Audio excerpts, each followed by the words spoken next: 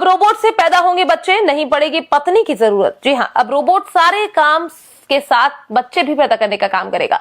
महिलाएं आराम से अपना काम करें, 9 महीने बाद रोबोट बच्चा उनके हाथ में दे देगा। क्या है पूरी खबर, जानिए हमारी इस रिपोर्ट में। बच्चों का जिक्र आते ही हम सभी के दिमाग में उनकी माओं का चेहरा अपने आप दिमाग में आ जाता है, क्योंकि किसी भी बच्चे का जन्म देने के पीछे सबसे बड़ा हाथ उसकी माँ का ही होता है। पूरे 9 महीने उसे अपने पेट में रखती है, उसके लिए अनेकों तरह की चीजों का ध्यान रखती है, जिसके बाद जाकर कहीं उसे एक बच्चा मिलता है। लेकिन शायद आने वाले समय में ऐसा नहीं होगा, क्योंकि सुनने में आ रहा है कि अब रोबोट की मदद से ही बच्चे पैदा होंगे।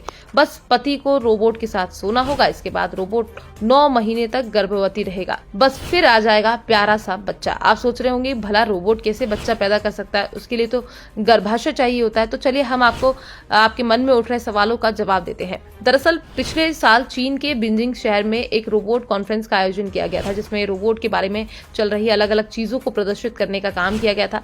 इसी कॉन्फ्रेंस में बताया गया था कि हम लोग एक ऐसा कृत्रिम गर्भाशय तैयार कर रहे हैं जो कि रोबोट के अंदर फिट हो सके। इसके बाद रोबोट की मदद से ही बच्चे पैदा हो सकते हैं। हालांकि इस तकनीक को दुनिया के सामने आने में अभी 1 से 2 साल का समय लग सकता है, लेकिन ये बात सच है कि फिलहाल इस चीज पर तेजी से काम चल रहा है, जिससे रोबोट एक बच्चे को जन्म दे सके। हालांकि शुरुआती जानकारी के अनुसार पता चला है कि इस तकनीक की कीमत लगभग 12 लाख रुपए, यानी अगर कोई भी रोबोट से बच्चा चाहता है तो उसे पूरे 12 लाख रुपए खर्च करने होंगे।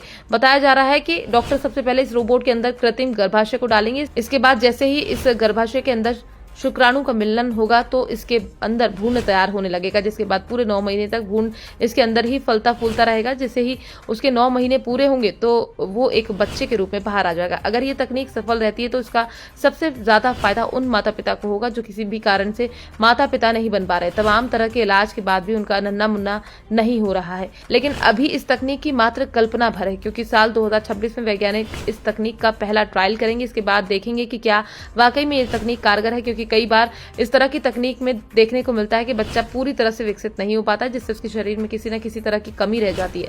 ऐसे में जरूरी है कि तकनीक जिस बच्चे को जन्म दे वो पूरी तरह स्वस्थ हो।